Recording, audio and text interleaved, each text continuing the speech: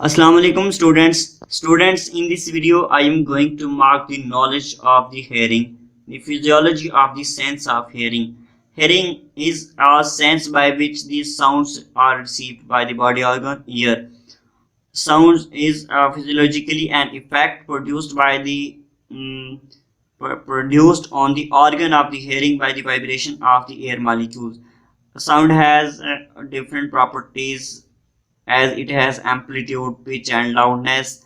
Basically, sound is a form of energy. Sound is received by the body organ called the ear. So, ear anatomically can be divided into three parts: external ear, middle ear, and internal ear. External ear consists of the auricle, external auditory meatus. The middle ear has tympanic membrane, which is called the eardrum, auditory ossicles, which are also called the bones of the middle ear, muscles and windows, which may be round or oval. And the internal ear consists of the cochlear and vestibular apparatus. This is the diagram. This is the diagrammatical representation of the ear. This auditory canal from which the air molecules or the waves of the air are received. This is the tympanic membrane, which is called the eardrum. It is the lateral wall of the middle ear. This is the middle ear portion, and this one represents the internal ear. These are the ossicles of the middle ear, which are the bones of the middle ear, and this is the oval window and round window, and cochlea represent the internal ear, cochlear nerve from where the signals are sent. The external ear consists of the auricle and the external auditory meatus. Auricle that collects the sound waves, while the external or auditory meatus conducts the sound wave from the auricle to the tympanic membrane. While the middle ear, as I have told you, it has a tympanic membrane, auditory ossicles, muscles, and windows. The middle ear is also called the tympanic cavity. Tympanic membrane is the lateral wall of the middle ear. It is concave in shape, and the point of maximum concavity of the tympanic membrane is called the umbo, where one of the auditory ossicle, that is malleus, is attached. This is the umbo point of the middle ear. The auditory ossicles, the bones of the middle ear, and the tensor tympani muscle, stapedius muscle, also present there. The windows are the oval and the round windows. These windows are present on the medial wall of the middle ear that connect the internal ear. The internal ear has the cochlea and the vestibular apparatus. Cochlea is basically a system of the coiled tubes. The middle ear has an important content in the sound sensation, the sense of hearing. So the properties of the middle ear content, as I have told you: tympanic membrane, auditory ossicle. Tympanic membrane is the concave shaped structure present on the lateral wall of the middle ear. Auditory ossicles, which are the bones, windows, may be round or oval. And then the detail of the auditory ossicles. Auditory ossicles, as I have told you, these are the bones of the middle ear. The arrangement of the auditory ossicles has great importance. Malleus, incus, and stapes are the bones. The arrangement of the auditory ossicles from lateral to middles.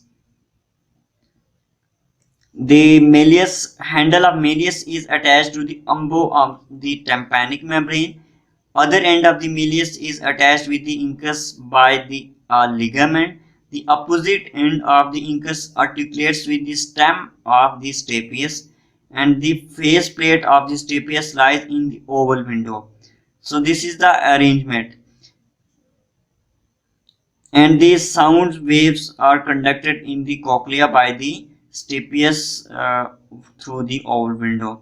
Auditory ossicles increase the pressure exerted by the sound waves in the fluid of the cochlea. So this is the diagrammatical representation of the middle ear, eardrum, the tympanic membrane, malleus, incus, and the stapes, and the oval window.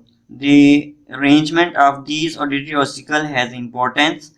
The malleus attaches with the eardrum, incus attaches with the malleus, and the stapes attaches with the incus. The articulation of the stapes with the incus causes the stapes to push forward on oval window and on the cochlear fluid present in the internal ear. On other side of the window, every time the tympanic membrane moves inward. Whenever the tympanic membrane moves inward, the incus force push forward the stapes on the oval window, and the fluid present in the cochlear fluid also vibrate through this movement. And whenever every time the malleus moves outward, the stapes is pulled backward on the fluid every time when the malleus move outward. So there is a tube that connects the middle ear cavity with the pharynx is called the Eustachian tube. The importance of the Eustachian tube is that this equalizes the pressure on either side of the tympanic membrane. Then moving to the internal ear. Internal ear has the cochlea. Cochlea is a system of the coiled tubes which consist of the three tubes: scala vestibuli, scala media, and scala tympani, and the two membranes, the Reisner's membrane and the basilar membrane, which are the vestibular apparatus of the internal ear. This is the diagram. You can see in the diagram the Reisner's or vestibular membrane that is present between the scala vestibuli and the scala media, the basilar membrane in the scala media and the scala tympani. On the basilar membrane there is the organ of the Corti. That has series of electromechanically sensitive cells, the hair cells. These are the receptors and organs that generate nerve impulse in response to the sound vibration. This is the organ of the Corti, which is present in the basilar membrane. It is present in the basilar membrane. It has a series of electromechanically sensitive cells, the hair cells. This is the organ of Corti. This represents the basilar membrane, and this is the Reisner membrane.